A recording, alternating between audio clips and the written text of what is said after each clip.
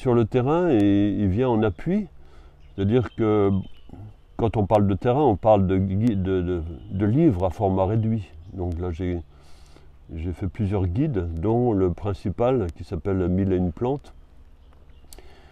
Et c'est destiné aux gens qui font de la randonnée, ou parfois même du bateau, ou parfois il peut rester dans la boîte à gants de la voiture. Mais c'est un ouvrage, c'est un vadémécum qui est nomade. Il ne reste pas à la maison, c'est pas le but. J'en ai conçu d'autres, de très beaux livres, qui sont dans un format plus important, un nombre de pages plus important, et qui sont, eux, destinés à rester au salon.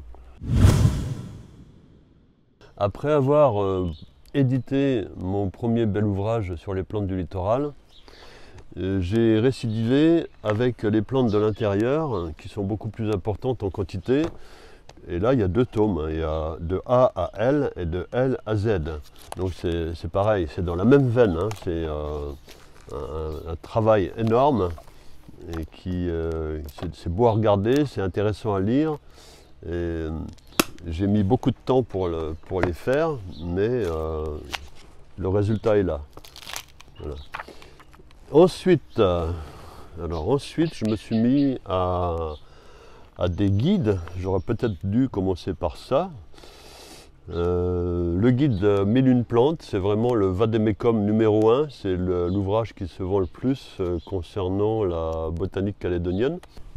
Pareil, de fleur en fleur, c'est un ouvrage qui est dédié aux plantes mellifères. Alors donc les photos qui sont dedans montrent les abeilles en train de butiner.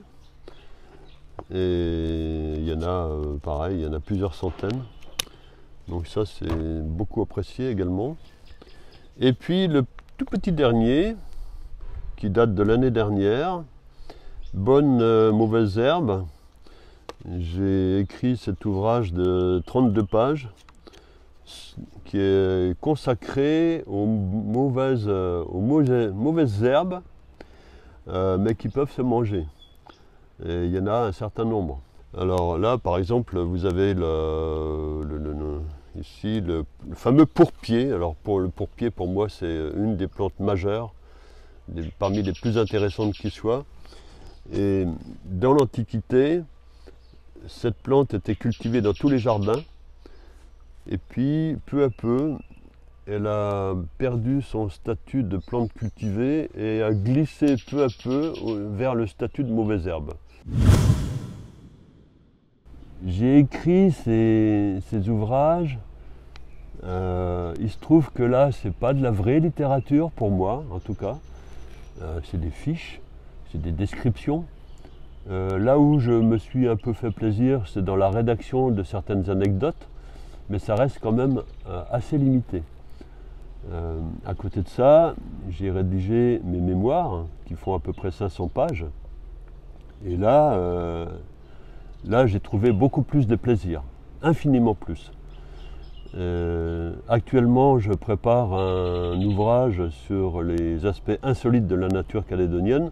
Alors là aussi, c'est complètement déjanté, c'est décalé, c'est un peu le grand écart entre la partie rigide, conventionnelle des ouvrages de vulgarisation botanique et le côté pitrerie, fantaisie, décalé. Donc là, je me suis découvert cette passion, d'ailleurs qui ne m'avait jamais vraiment quitté. Dans les écoles, les collèges, lycées, à l'armée et puis dans la vie professionnelle, on m'a bien fait sentir qu'il fallait rentrer dans le rang. Puis je suis devenu beaucoup plus sérieux. Mais le naturel revient au galop. Et puis là, je me suis dit, pourquoi ne pas sortir un ouvrage où je donnerais libre cours à ma fantaisie. Et c'est ce que je suis en train de faire. Et là, j'y prends vraiment beaucoup de plaisir.